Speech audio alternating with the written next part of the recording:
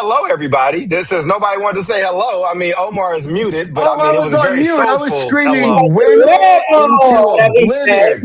I was sense. going "Bueno, bueno, Yes. bueno, welcome," and the whole thing was muted. And now Doc had to come Radio. in from Let the parts music play. unknown. Did you just say "Let the music play"?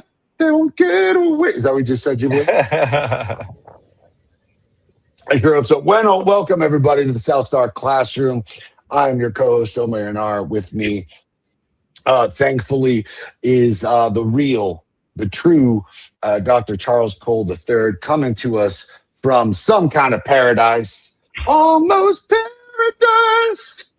We're knocking on it. I'm just gonna start singing Oh my God, terrible is that songs. kombucha? Are you drinking Hmm. kombucha? Do you Hmm. ever see the guy that went viral on TikTok singing, kombucha did a number on me. Kombucha did a number on No, me. Like a one, like a two, like a three. That kombucha did a number on me. You gotta go on TikTok. I didn't want to go on it either, but it's a nice place. It's a nice place. How about you just send it I to us instead of us having to go man, find it? I'll that's a watch. good idea. And as always, with us, our queen, our matriarch, the beautiful, the radiant, the brilliant, Jubilee Ransom. Jubilee, you love check-ins, girl. How you doing? Ooh.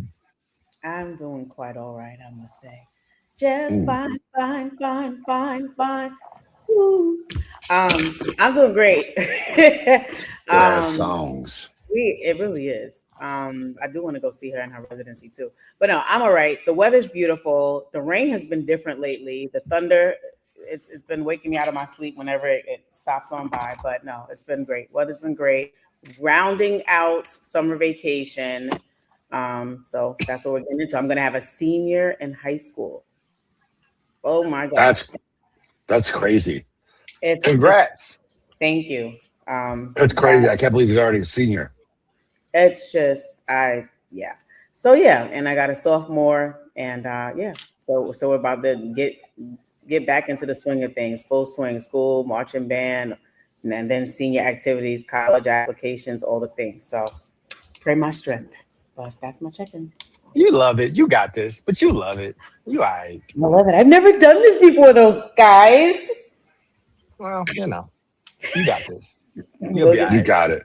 the colleges. Yeah. I'm praying for a full ride though. Like that's honestly. So that's my prayer that and when we come back in May for whatever episodes we're doing then of 2027, that I Mm, could say that my kid got a full ride to a bunch of different places and now he just has to choose. that's Okay. beautiful. I love this. That's I what's love up. this. Doc, what's up, man? Coming to us Man, like from parts unknown, baby. far as unknown, I'm doing my best Omar Yanar impression. My hair is not as nice as Omar's, but You it's gotta but it's good though. It's fine. Looking good. And Looking then good, baby. we have so we got that, and then I don't know if I told you guys. So one of my pieces, it was getting peer reviewed, so it is past peer review. It will be published soon. I just got the proof sent. I'll drop the proof into our group chat so you guys can see it early. That's what's Um, up. but congrats. yeah, Omar likes to call me the real doctor. So as a real doctor, I have to publish academic pieces in peer reviewed Yes, journals. So this is I'm doing that, and it's a beautiful I'm in thing. my little getaway that I take every year. I'm working just as much here as I was there, but I'd rather work with the ocean looking at me with a warm ocean. It looks So so I'm good. beautiful. Doc, I don't Yeah. know. This is an aside, but I don't know if I've ever told you this. I'm sure I have 1,000 times. But did you ever see Who's the Man? Yes. Long time Yeah, ago though. badass movie. Ed Lover, Dr. Dre, Young TV Raps. Hmm. It was one of my favorite movies growing up. There's a moment where Dennis Leary is talking to Ed Lover and Dr. Dre, and Dennis Leary goes, "Dr. Dre, my brother went to 8 years of school to become a medical doctor." And struggled and had to pay, all sorts of student loans, all so that he can be called doctor. What if I just start calling myself King Cooper? And it's this fantastic monologue. That's what I Yes. think about when you are the real doctor, Real as doctor. opposed to just some fictional ass like Dr. What Scholes. And it's been happening a lot. Fictional ass doctor.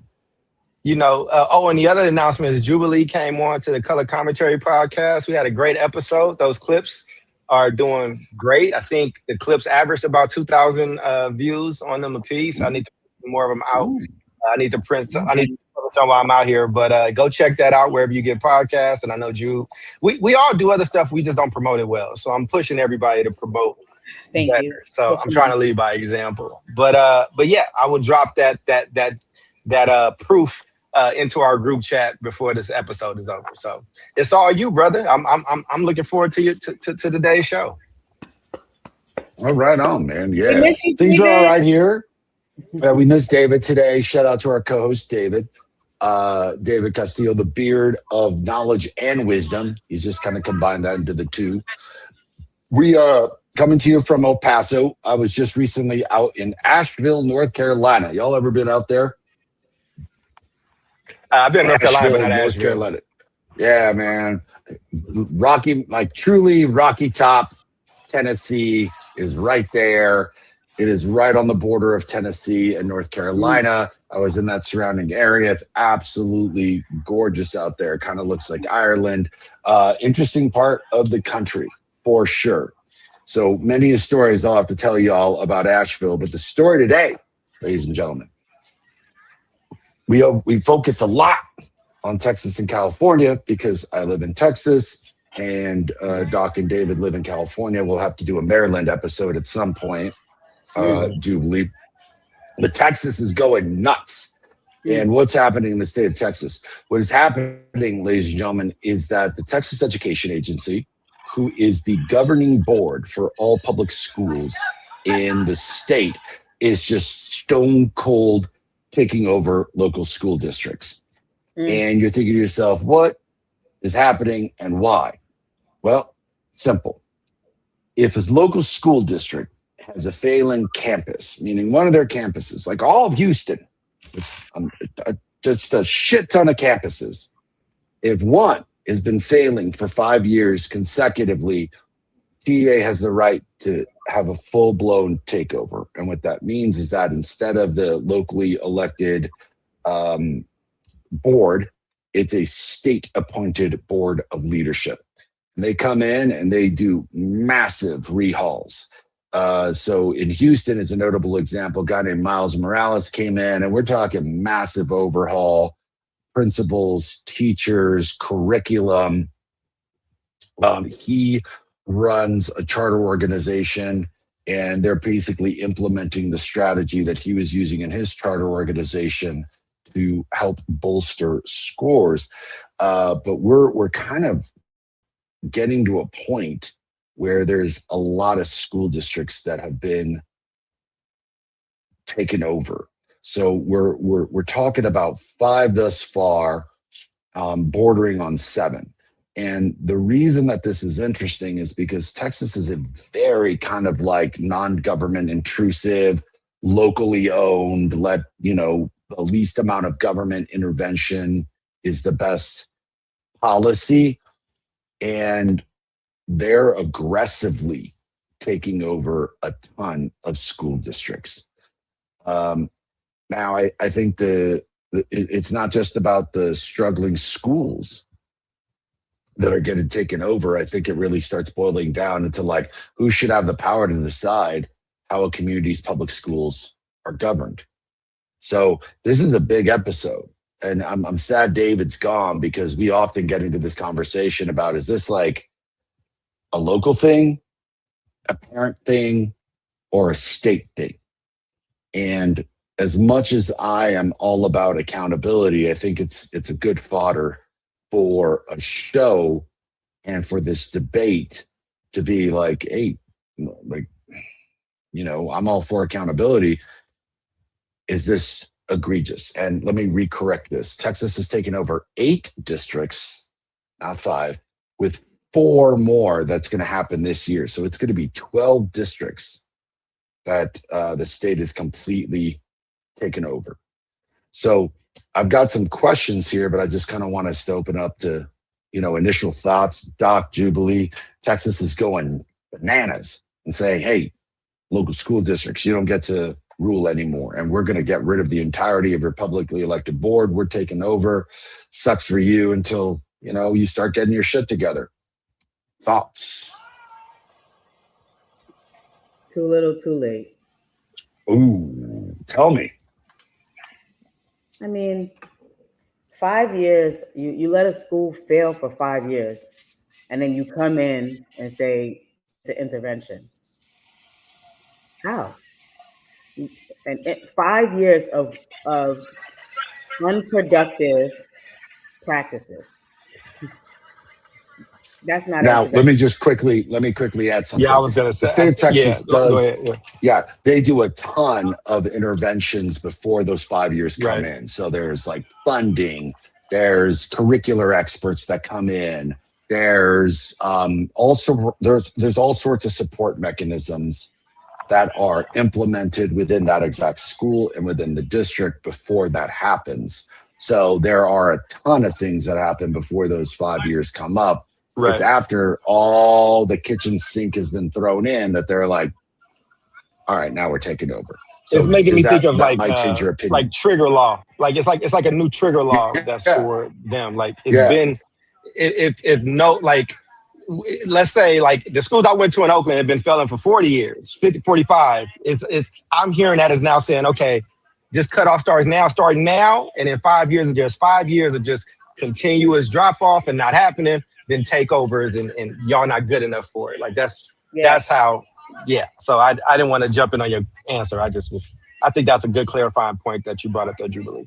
No, thank you for clarifying. I mean, I still feel the same way because if you poured all these resources into this school over the course of 5 years and it's still a failing school, it's still ineffective. Like, it always makes me want to delve into what exactly did these supports look like. And you came really heavy-handed after the 5 years. You're taking over the board, you're changing the staff, you're getting rid of this person and bringing another person in that you think might be more effective. To me, that's the kind of intervention that's needed early on, right? When you look at the data and you see that either the school leadership team or the leadership in the district like is not effective, and you're like, wow, there's a bunch of red flags and things that we know are showing us that the trajectory is trending down, then that's what you do in year 2 and year 3. Like you don't keep pouring resources into it year after year, trying this, trying that,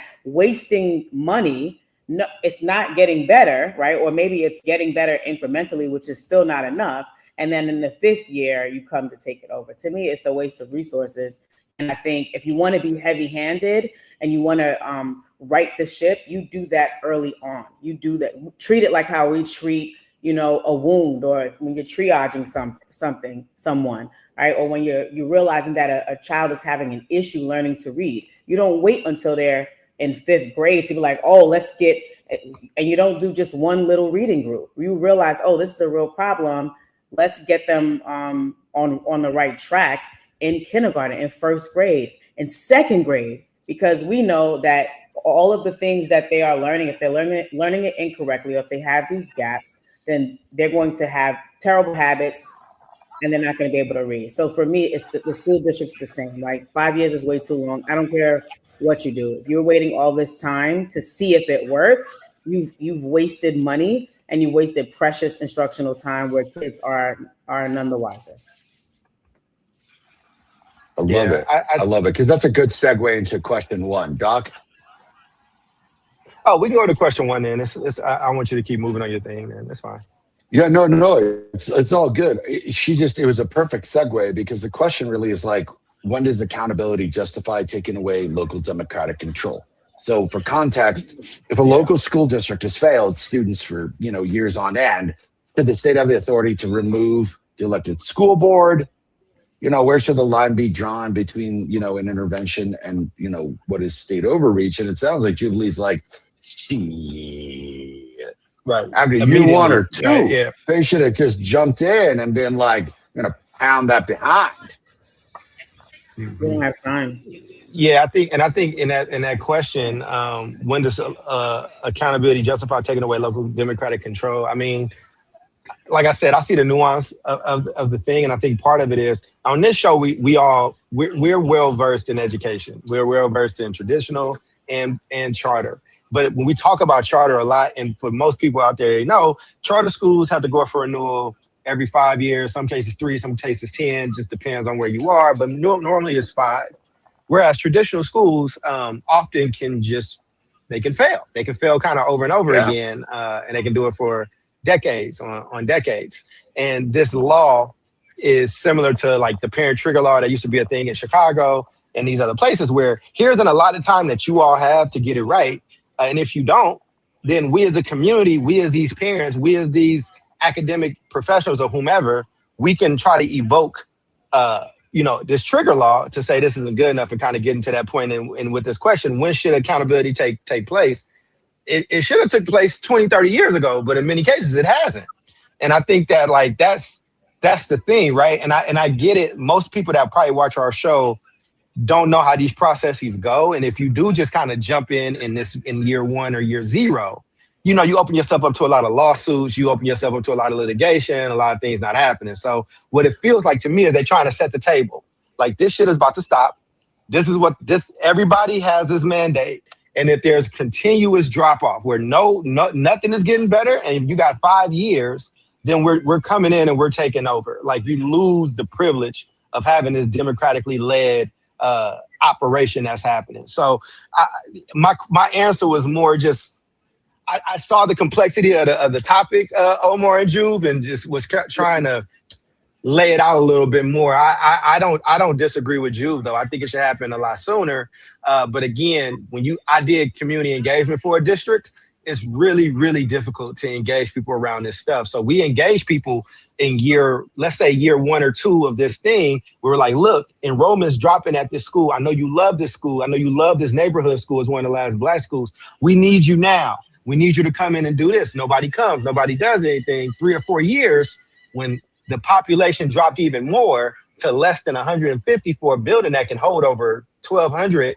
And now it's like, well, the school's about to close down or it's about to be merged. Then everybody comes and it's like, you should have told us. You should have did this. So I've been part of that complexity before.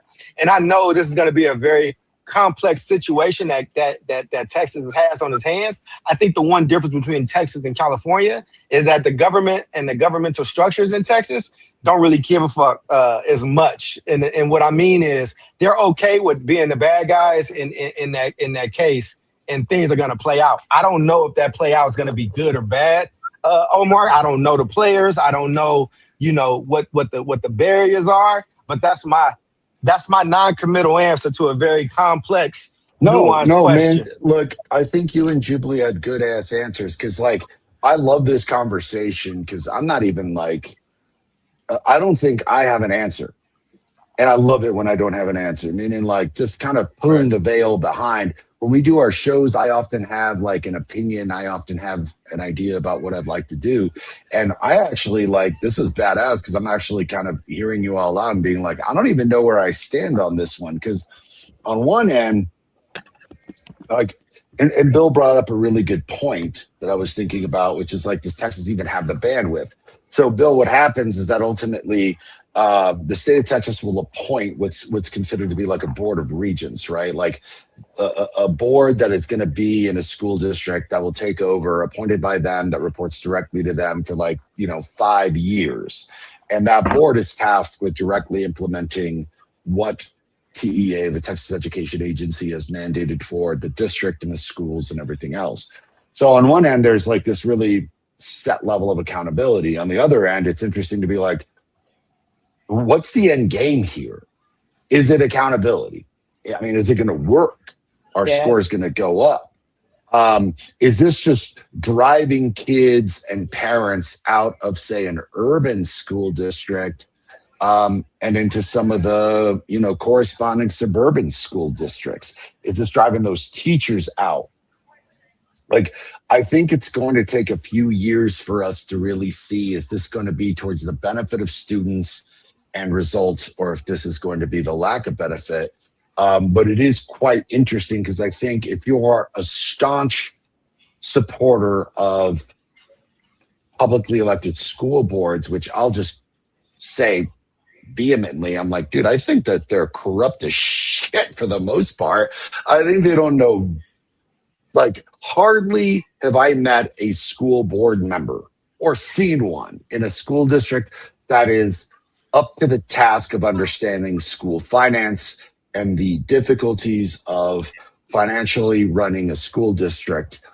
Least of all the curricular and academic aspects of running a school district. Oftentimes, it's just a jumping point for a political career. And, you know, some of the folks that I've known in local school districts and across the state of Texas, like, to say that they are dumb, I think is a egregious statement against dumb people everywhere. Like, these people were inept. So on one end, I'm like, I don't know how I feel about publicly elected boards. But on the other end, people are like, hey, this is like, are we losing democracy? And that's what kind of like triggers me a little bit, because it's like, dude, are we getting into like more authoritative, totalitarian state type shit? Or have we always known that the state should be there to provide that level of accountability? Yeah, I think anytime you're talking about democracy, anytime you're talking about democracy, and I'm trying to catch it because I know it's people and families walking, so I'm trying to take the camera off if there's like kids or somebody walking or a bathing suit or something. But so it's not that distracting at all, man. It's fun. Well, it is to me because I see the whole thing. I have the whole view. So yeah, it's just more so kids. Not the adults. They don't care. It's just people's kids. But what I was saying was like I think I look at it a few different ways, and I'm answering this sight unseen. So this is just what do I think? Yeah. How am I thinking about it? And I think for me, if I am an elected official, if I'm one of the people that's in charge, I want my record to show that I tried to stop this, that I tried to interrupt these schools failing these people, and I'm making changes. I don't that I didn't just let, and it might come off as like maybe he's just reshuffling, chairs on the deck of the Titanic. And I get that, but it's like somebody got to try something, because I lived through the alternative. I lived through the alternative of this school sucks. It's always sucked. We just don't blame the students and the parents and poverty, and these kids not gonna have education. So it's like you got to try something.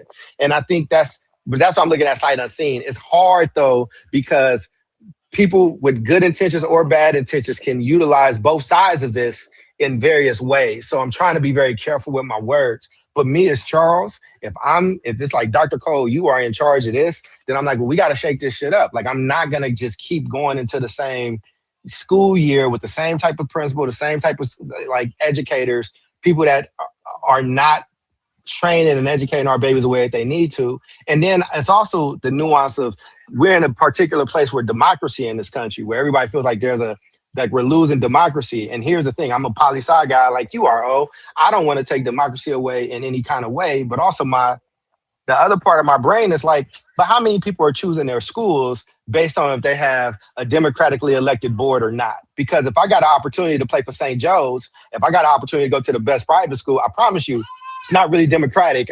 They got a board, but that board is not the most democratic in certain ways. So again, sight unseen, I think a community should have the tools and the law on their side in order to fight back. If this school orifice has not been improved in 5 years, then damn it, we need to have some power that we can, one, take the school over, and two, loom over your head for these 5 years that we're watching, and we coming in to change shit if you all don't get it together. So try something, try to figure something out.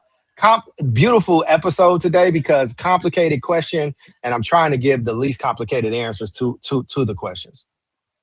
Yeah, it's complicated as hell. But you just opened up a solid little Pandora's box that I want to unravel, because it's a great segue into question 2. I actually can't wait to hear Jude's thoughts on this. So, is the Texas accountability system identifying failing schools, or disproportionately identifying schools serving disadvantaged communities? So, context. The schools triggering the takeovers have very high concentrations of low-income, Black, and Hispanic students. Now, is that evidence that the accountability system is appropriately targeting schools with big challenges? Or does it suggest that the system is inadequately accounting for poverty, segregation, community conditions, and unequal resources? It's a complicated question to be like, hey, Most of these schools, black and brown kids, Ding, low ding, income. ding. What a surprise. Like I was just waiting for that to be lifted Yep. because yes, I think it's the latter. Like, okay, we've had this conversation. We had my friend Amber on the show to talk about diversity, equity, and inclusion. And we know this and access if you're talking about DEIA. But yes, if the schools have different starting points and serve different demographics, right? You have high level of farm student, high level of ML students, high level of students with disability, right? If you got students in concentration of poverty, like that's changing the genetic makeup of your school. And then of course, there are different needs that exist there. We're not starting in the same place, right? If you're starting at a place where you have chronic absenteeism, right? And then Yeah. you're thinking, Yeah. right, the district has maybe possibly a one size fits all approach. And they're like, well, fine. Like I sent you a bagel and I sent your school a bagel. Why is everything okay? It's like, yeah, but no, this school needed 16 bagels. They needed 16. That school only needed one bagel, but you gave them both one bagel. And so of course, when you're looking at, comparing data, comparing outcomes, of course you're going to get different outcomes because the schools had different needs, they had different starting points, and their needs were not met. Their needs were not met. And so when I'm hearing that to you and Charles's earlier point, that there's an influx of support and there's an influx of funding and intervention early on. Yeah, I get that. I hear that. And did it meet the needs of the population and demographic that the school and the school district was serving? Because if it wasn't, right, then it's like giving a Band-Aid to somebody who needs stitches, And I think like that is what makes it unfair, because then it's like, yeah, we've been watching y'all for 5 years and we seen y'all ain't been doing nothing. It's been worse and worse, right? You got F ratings for 5 years in a row. And so now we're going to take you over. Yeah, but you know what? Maybe it wouldn't have been an F 5 years in a row if you actually were meeting the needs of the school or the school district as a district, right? And aligning the funds to the needs and demographics that the district serve. So, and usually that is our Black and brown children. So I have a question mark with how thoughtful, right, or how strategic the use of funding was and the interventions were.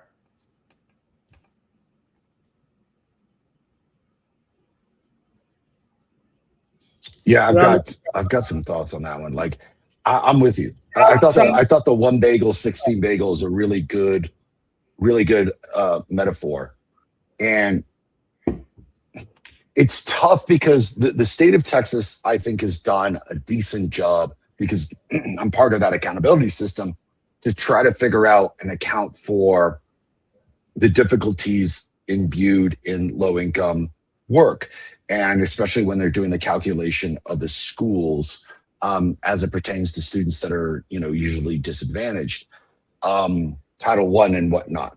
However, I don't know if they are providing, and I sincerely doubt it, the kind of year one, you need 16 bagels scenario, as opposed to like, we're going to grade you a little bit differently than how we're going to grade, the high income schools.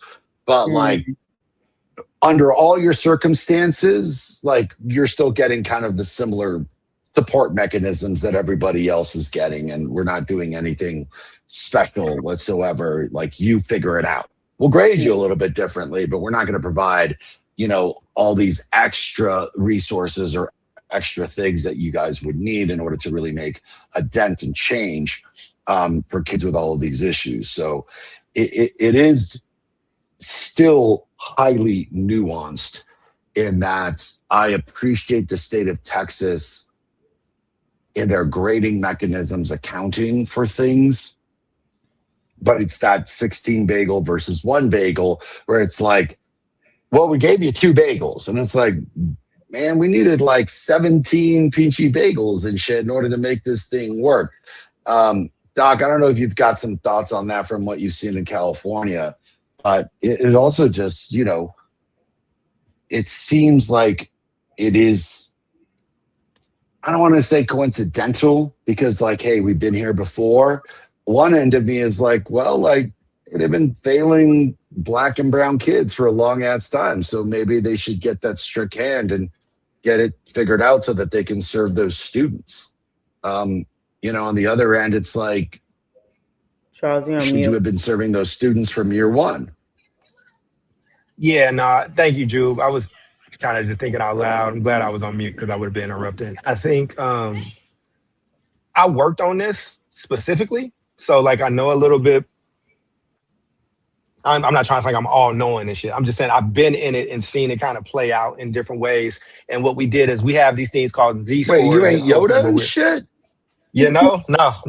But we have Z scores in Oakland for these specific things of like, if you're zoned here, if your school is here, these are the other factors that you got to take in. And to be honest with you, I mean, our per pupil number was ridiculous. Is really high. And then what happens is you come up and, all we're also talking about a bunch of districts that's about to be insolvent as well. You got limited resources, and where those resources go are important. And at the same time, I've been in a system where we prioritize the schools with the most need, try to get the best staff and things like that there. And in some of those places, we still didn't have the right leader. We still didn't have the right person. And I just think you got to give parents and communities an opportunity to fight. I think that people will I think when Jubilee says it, I believe her and I trust her because I know her and I know her heart and I know her spirit. I think people in office will use that's doing very well and their kids are in great schools and they got a lot of options. They will use that to kick the can down the road and get reelected. And they will put up with things for other people's children that they won't put up with for their own.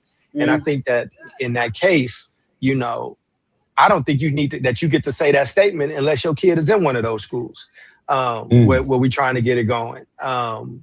Because I think it's different. And because poverty is never going to be over in our lifetime. Maybe I'm being pessimistic, but if those are the things the factors that you're saying, well, it's not my fault that the school is failing, it's all these other factors, then what does it matter if you're still here then? Then why not try something different? Or why don't we let these parents of these communities get educated around this stuff and what makes up a good school and have and play some type of role? But at some point, the rubber has to hit the road and somebody in charge has to not be afraid of being a bad guy and say, this is what needs to happen. This is what's going to happen. I'm going to lead this thing. And it might go to shit. It might go wrong.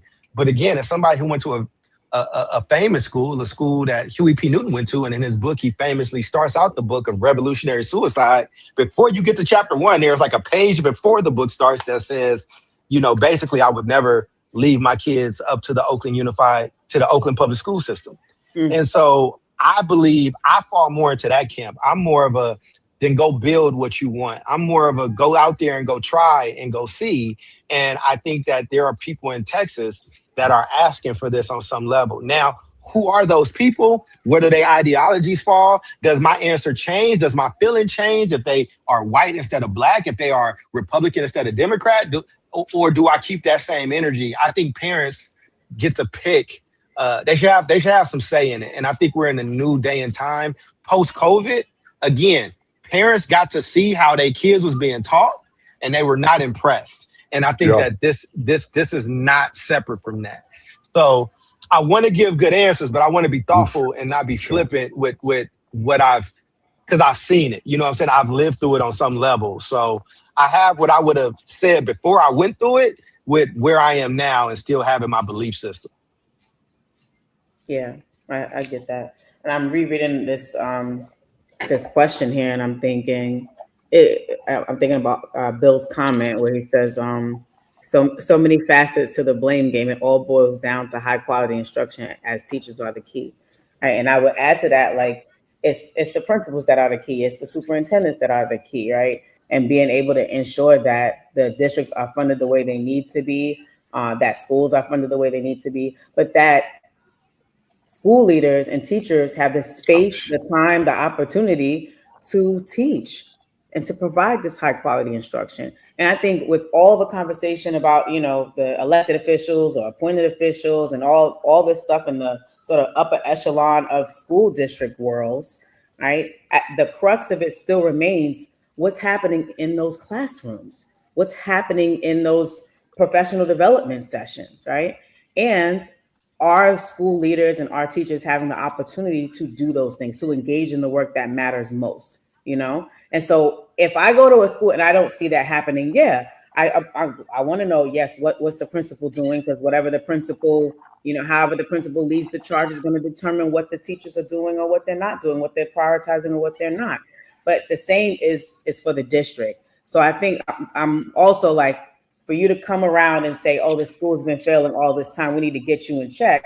It's like you're staring in the mirror but forgetting what you look like. Because if you're looking at a cadre, a cohort of failing schools, that's your work, district.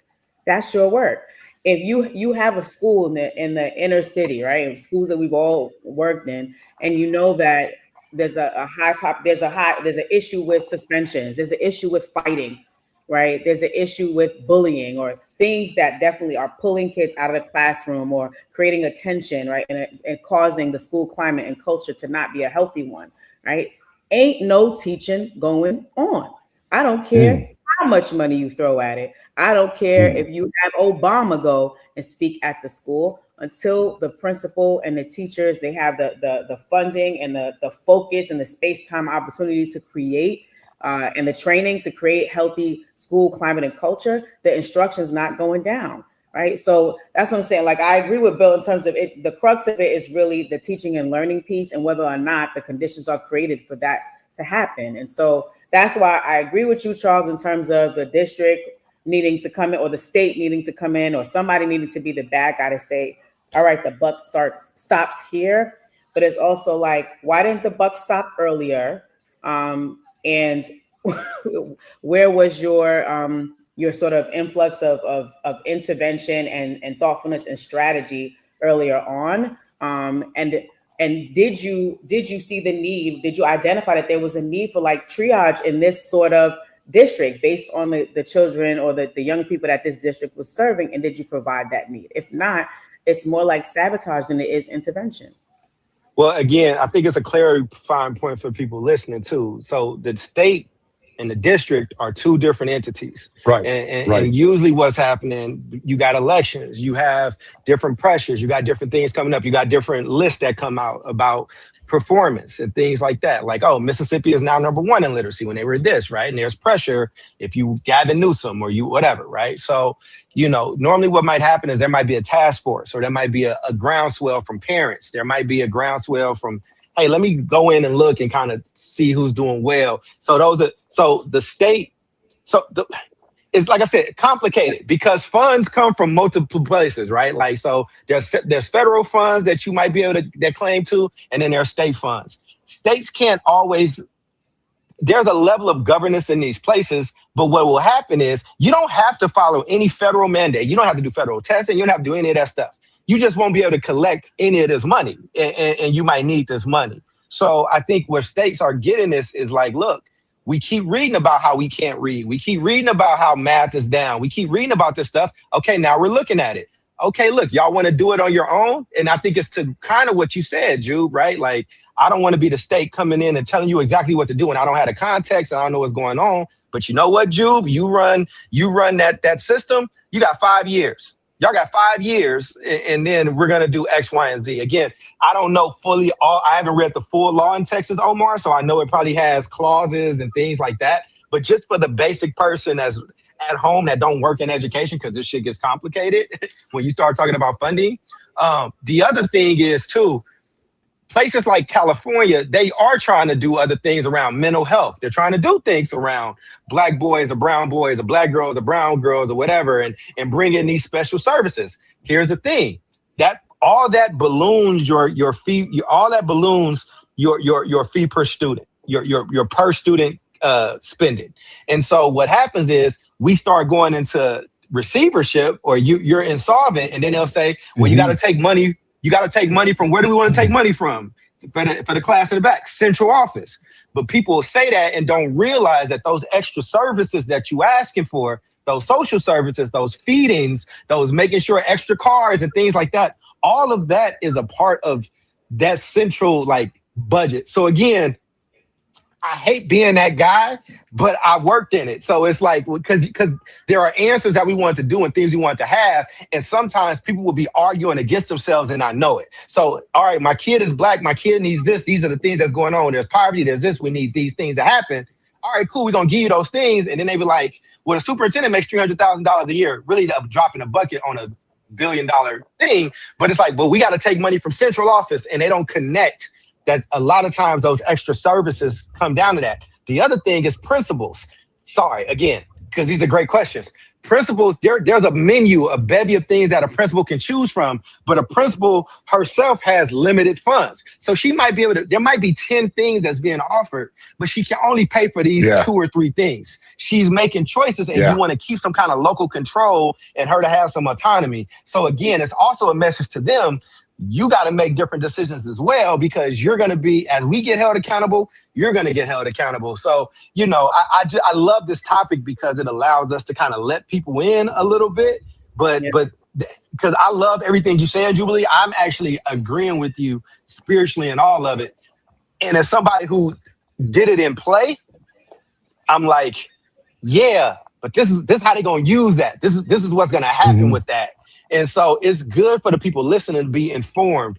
Go and look and see exactly what it says. Hell, run the law through ChatGPT, run it through Claude, have it break it down for you as if you were a 6th grader. That's one of my favorite things to do, is to take complicated things and say, explain this to me like I'm in a 6th grade, right? What do I need to know? And where are the Faustian deals? For y'all that's watching, I don't know if you know who Faustian, like a Faustian deal is, you seen those cartoons where you got a genie and they let you make a wish, but they always flip the wish. It's always negative. A lot of this is Faustian. Yeah, it's a monkey paw, right? So a lot of these things can be Faustian if you don't know exactly what you're walking into. So I don't have strong opinions either way on this one, but I agree with you and what you're saying, Omar. My job is just now to just push people to make sure they inform themselves on it, because you don't want to work against yourself either. Yeah, man. Doc coming at us with some high literacy. Faust, a hell of a great story. About a man who made a deal with the devil, and thus Faustian, making deals with the devil, baby. And that usually involves the monkey's paw.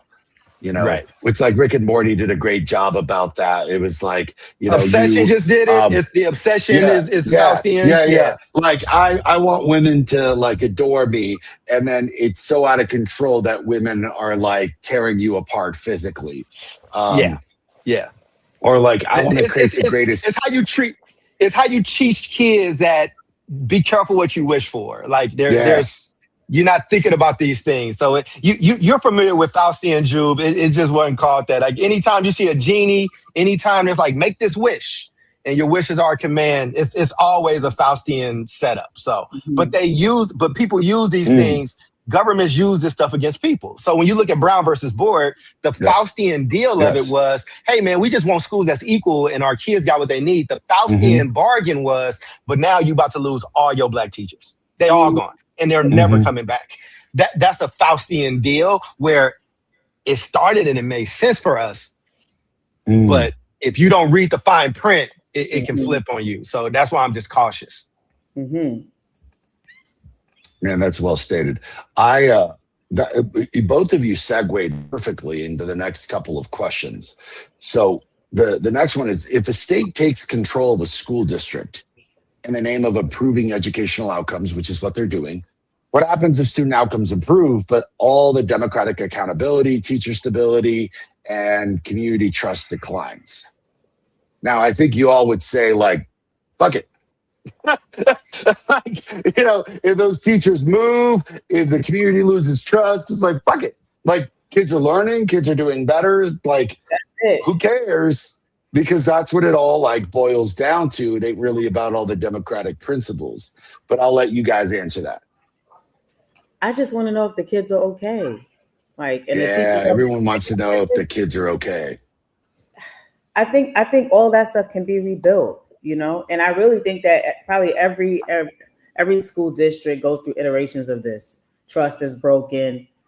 You got a crazy board, a crazy mayor. If the school district is under mayoral control, I mean, the stories are unending. you know, but like, are the kids okay? Are they safe? Are they well? Are they learning? Are they thriving? You know, and are their families okay? To me, that is what determines whether or not our foundation is strong enough, and then we can rebuild other things. But I think what we're constantly doing the inverse is like, let's fix all the bureaucracy first. Let's add more red tape, right? And then we'll find out if the kids are reading. But first, let's see if we can, you know, get this board together. It's like, no. And I think that the children end up forgotten about in the process. And that is why these topics get to me because I'm like, I understand, because I understand what you're saying in terms of like, this is a part of the work. Like, you can't get to, you know, the classroom and all that without having these other conversations. But I think that what the children need,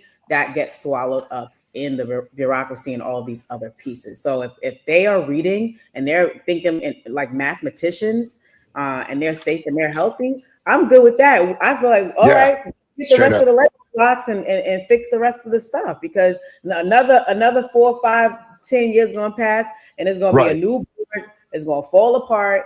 It's just meant to be broken down and rebuilt. But if the kids are okay, to me, we've done right by them. And I think on the other side, when we let 5 years pass by, we've wasted 5 years of this kid's life, and everybody else gets a second chance. But then we go get a new job. This board member goes and moves to Wisconsin and goes on that board, and Johnny still cannot read and do math. And we had 5 years of his life that he'll never get back. So smoke up Johnny.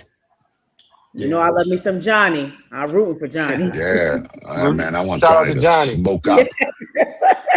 And my answer is very quick.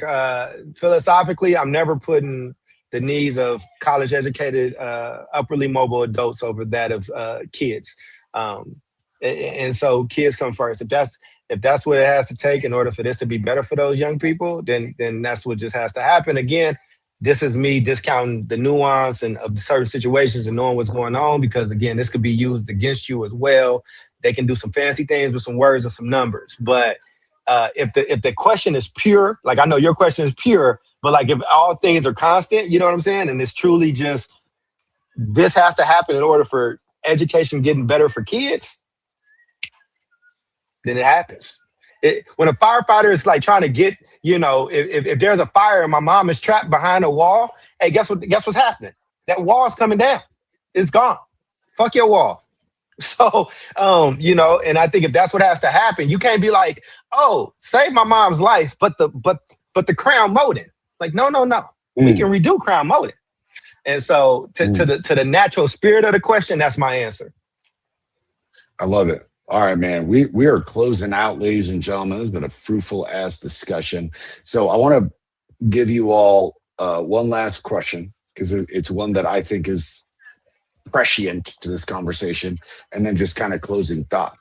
So if the state's ultimately responsible for the educational outcomes, especially if they took over, should it be held directly accountable for those outcomes? And more importantly, how? Where the balloons come from? I don't know where the fucking balloons came from. Hey, baby, 99 happy birthday. Balloons, baby. I did this, and I guess they thought I did the balloon symbol. But man, let me write a refusal to our matriarch. I just was bugged out by the balloons. Go for it. Yeah. So let me rephrase the question. Or not I got you. I got it up there. The state is going to take over these school districts, right, Jude? So, like, what happens if they don't actually improve student scores? Who holds that accountable, right? Absolutely nothing. And we know you lose money. No, you lose money. You lose money. You lose a lot of money. If you lose, you're gonna lose money. So there's the same way there's ADA funds, the same way there's ESSER funds. Like there's funds. So again, the federal government has. I'm getting into a whole different thing. I will say this. I would say yes, but if that's the case and you make that play, then you got to be prepared for what a state is willing to do then. So if you're going to now say the state, you are now in control, you are now on the hook for these outcomes, and you stand to lose billions of dollars or whatever the case is. I don't know what state you in. That could get real spooky, and that could get great in some states, and that can get spooky in others. So again, Faustian is the word of the day. If this was Pee Wee Herman, the chairs would be going crazy right now and hugging you and stuff, because that's the word of the day is Faustian. The word of the day, So man. That's a good ass reference I'm too. I'm always worried, bro, about blanket policies. I'm just for the simple reasons for why we started this out, for the simple things that Jubilee talked about in the beginning, for the things that you pointed out. Oh, things are different. Things are conditional. So, but if you're saying blanketly, all right, state, it's y'all job now. You might get somebody that really loves education. It's like, all right, cool. This is what we're about to do. We're about to do this, and the third. It's whatever. This is leadership, and I'll shut up. Leadership in a nutshell is that some of your shit gonna work and some of it ain't. And somebody's gonna hate you, and very few, if any, will love you. Do you want to be a leader? Do you have what it takes to be a leader? Do you have what it takes to be the person that got their finger on the button? Do you need to go watch Oppenheimer Odyssey to kind of get another lesson in the ills of leadership and what goes with that? Or do you want to go watch What's Love Got to Do with It? Or it's a bunch of movies. Waiting to Exhale around, hey, this is the choice I'm making. This is what I got to deal with. But what I'm saying is that's where I'm going to end at. So instead of giving an answer to it, because it's a big question, bro. That's a bigger question than just those two lines. You got to be ready for what comes with it either way. Agreed. Oh, Jube's just pissed. She's like, the kids fine. Wait, Jube, as you answered, did you see the Odyssey, Jube? Did you get a chance to go see it, or have you read the Iliad? I didn't. Odyssey? You're inspiring me to watch the stuff that I would never otherwise watch. Rom-com bag, like I just. So I don't really venture off. I might watch like a little drama, but I don't venture off into other genres like that. But now, because I watched your color commentary, is that what you reviewed in that? Yeah, I did. Yeah. So I was like, dang, now I got to go watch it so I could really understand what Charles is talking about in here. So I'm going to watch it. I commit to watching it. I don't know. So what's the question again? I don't think I'll bring it up. This accountability thing, I don't think this is the answer. I don't. I think it is an answer. I don't think it's the answer. I think that when you're talking about holding people accountable, then there has to be a standard, and then there has to be a deep knowledge of whatever the content is or the context is, so that you can hold that person, place, thing, or system accountable. And so it's like, it's this governing body of people that's going to come in, fee, fi, fo, fum. Like, you're not teaching children. Like, all right, I'm coming in. Okay, what do you know about education? What do you know about turning around school districts? What do you know about school improvement, district improvement? What do you know about it? Right? Or are you just somebody that's coming in to kind of go in and do some like checklist and look at some numbers and crunch some numbers? Like, what we need people who understand how to improve school districts, people who are content area experts, people who are leadership development experts, So again, my question always goes back to, yes, I heard you. They provide interventions, they provide all of these supports, but is it targeted? Is it aligned to what the needs are? Because, and are these experts and people who are known in our field, in the landscape of education and leadership, that get results? Like, so I think it's a farce, like accountability, like somebody coming and checking in. This is not designed to intervene or to really turn anything around. And I think if we had people that were badass, a school wouldn't make it to 5 years after having several interventions. Right. And still sucking. Like, what is that, So I just think that there's a whole, there's a bunch of other layers to that I would want to dig into to see how could you be getting so much support, so much attention, and you're still failing every single year.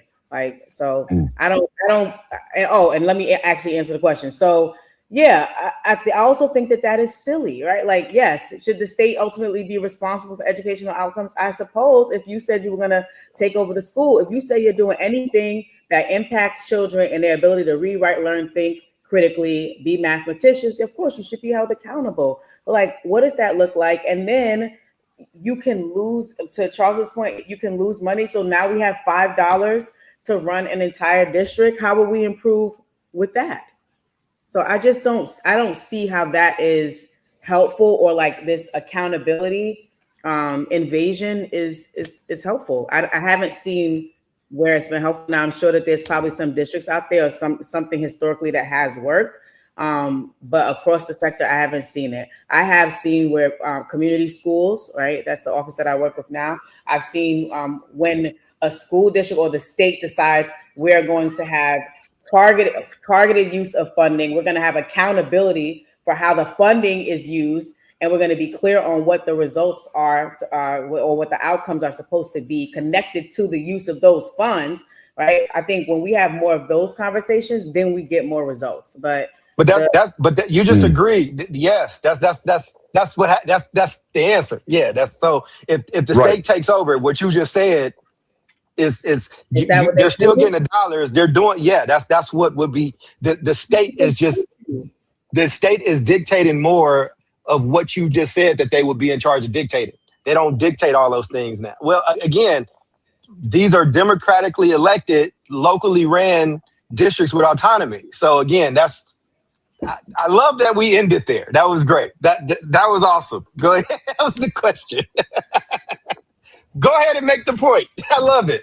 Yeah, man. Well done. That is what accountability would be, though. Accountability would say, "Hey, we had y'all had the bread. We don't trust you now. So you still got all your money. And by the way, this is the most we've ever spent in the United States on per pupil for education ever, since this experiment started. So now you've had that autonomy. All right. Well, now this is where it got to go. This is what the experts are saying. They're going to go get Gloria Ladson-Billings. They're going to go get. They get all those people. So all our favorite educators." A lot of them are in California and New York. They working on some kind of state commission or some kind of, oversight thing that's telling a governor or a president what they should do. So, anyway, I loved your answer and how we got there. That was great. Thank you, Drew. Yeah, man. Well done. My only comment here is this is badass, dude. This is a great ass show, dude. Y'all kicked some ass. I think for me, the accountability component of it is always really important because it's just ultimately like, how are kids going to be taken care of and who's taking care of them and who's going to be held responsible if that is not happening? So on one level, if I feel that way, these state takeovers are not a bad thing, because if you've been failing students for multiple years and there's some trigger here to do something about it, I honestly think that that's not potentially a bad thing. Now, a lot of teachers don't like it. A lot of families don't like it, but I don't think that families, school boards, and anyone else, if kids are not able to read, be literate, and do the things that they need to do, should be left in this quagmire of failure. I thought Bill's comment was really astute, as in like superintendents and leadership should be master teachers. I'm a big believer in that. I love that. And those are the people that I promote to leadership, is people who have been master teachers because they have an understanding of what the curricular needs are. And then we tie everything into that. I don't think that most superintendents are master teachers. They're oftentimes politicos. Maybe they worked in a school district for a little bit, but I find that oftentimes they were never in the classroom, which is just abominable to me. I don't think you should ever be a principal if you've never been in the classroom. I think that's irredeemable. Principal, superintendent, though, because it's a whole system.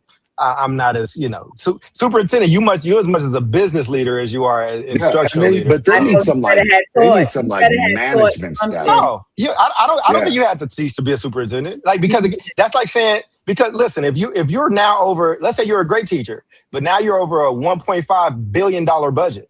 I can very well say you better had led something with a crazy budget or have some business acumen, right? Like you also in charge of usually one of the top 3 job providers in a city. You're in charge of contracts. Like I learned this. I got this education, man, because I saw all the business shit that people had to do. It's like, oh, bro, you got to have some business classes. I will say this. If you're not the master teacher, somebody in that cabinet needs to be. You need that full skill set. I agree. Yeah. And I think you need to have taught some. You don't need to be a master teacher to be a superintendent. But in terms of just being grounded in the work and the crux of the work and why we all are in this field and have jobs and all the things is because of these children. I need you to know what it's like to have to line up a group of kids, drop them off, miss your prep. I need you to not have enough pencils. Miss your prep, yeah. Management, even if it was just a year or two, like even if you did TFA, you know what I mean? But yeah, that's just a values thing. And I get what you're saying. The skill set is way more vast, and more dense and weightier in terms of being a superintendency. No, I agree with you, Jube. I don't disagree. We actually had no disagreements this episode. I would say your cabinet has to have a bevy of skill sets, and in that should be a master teacher. You know what else should be in there? Somebody that know grounds and contracts and like, because again, that's such a key piece that a lot of people, you know, don't have. So again, the leadership team should have all those skill sets. Absolutely, I agree. Yeah. It just may not be in that one person. Last thing, if I met like a superintendent and they told me they never taught, that they just came from like some Fortune 500 company, I don't know that I would have the same level of respect. Probably. Because you didn't go through the grit, you know? You didn't go through the grit and the grime of the classroom or the school, or working on the school, or social worker, school psychologist. See, you're getting in a slippery slope though. You're getting on the ground. Hey man, look. Don't tell me that you for American Express for 30 years and you listen. I just think that the NFL and NBA should have women coaches. I'm just saying. What you saying though, you know, you making it harder on them. That's all I'm saying. Work in the school. I'm just saying. Have to fight the good fight on the ground, okay? Start there, and then. I'm saying Becky Hammond can run a basketball team. That's all I'm saying. She can coach her ass off. But she never played. This is good. She never played. Becky Hammond did not. Becky Hammond cannot play in the NBA. No, she never played in the NBA. No, no, she didn't. But Becky Hammond is a basketball legend. But I'm just saying, it's but there are ladies that's good at coaching football. It's a thing. I know. I'm not even trolling. I'm just saying, you're making it harder. Okay. There will be a woman head football coach in the next decade. I promise you. I think so. It's not different. It's good for the goose. It's good for the gander. You can't look, man. You can't have it one way when it's convenient. Like, what is the word of the day, Omar? I'm not saying that I'm not saying that you can't do one without the other. I said I think it makes you more grounded, more relational, and I hear you. Effective when you've had that experience in your background. That's all. Hey, look, I ain't got no problem with a superintendent being a great teacher. I'm just saying, be careful on them overall riches. Hey, man, just be careful. The Jubilee thing. I want to know that you were at ground zero. I need to know that you were in the trenches. This was fun. I enjoyed it. Anyway. I loved it. This was fun. I'm just giving you a hard time, but Faustian, it just worked. It worked in very well. Faustian did a lot of work as hell, baby. Yes, I'm gonna go research Faustian. I got, I went to CUNY schools. You really don't have to. You really do know it. You just didn't know the name. I promise you. It's just be careful what you wish for. The lesson's over. I know we're coming into closing thoughts. I just wanted to make sure I did actually promote something before we closed out today. So, I just didn't want to. I didn't want you to skip over final thoughts because I know we was just talking. That was my final thought. I mean, like. Those be the final thoughts. Okay. And we are at the end of our show, ladies and gentlemen. So wait, I got one final thought. The one final thought. Please. That's what I was saying. So that article that's coming out, I know Toya wants an early copy. What I will do is if there are some people that want to read this academic article that's coming out soon in the next few weeks, I think it's coming out in fall, whatever. I'll do an early reading, like a focus group thing. Just reach out and let us know. And but just for you all rocking with us, I want to make sure that you get that benefit. And just check out what everybody else is doing. Jubilee has another show that I think, especially the ladies will love. I'm not saying dudes don't watch it, you won't like it. I'm just saying, come on over. I'm just saying I ain't the audience for that show. I love her, but I'm not the audience. But I love her. And Omar and David doing stuff too. I just want them to promote their stuff. Show up, and when you show up, you tell Jubilee Damn that damn Charles. I'm here for you. I'm here. See, I I'm miss promoting. Nikki. I miss Nikki today because when you brought up the whole how much you can't stand checking, Nikki wrote in the chat, "Sigh, we're keeping checking." I'm like, one for the ladies, baby. So One for lady. Y'all get whatever y'all want all the time. It's okay. It's Man, whatever you want. on that note, On man, that I am note. Omar Yanar. This is Dr. Charles Cole. That is Jubilee Ransom. We are the South Star Classroom. We'll see y'all next week at the exact same time. Peace. peace. Same bad station. Good job. Oh, this was fun, man.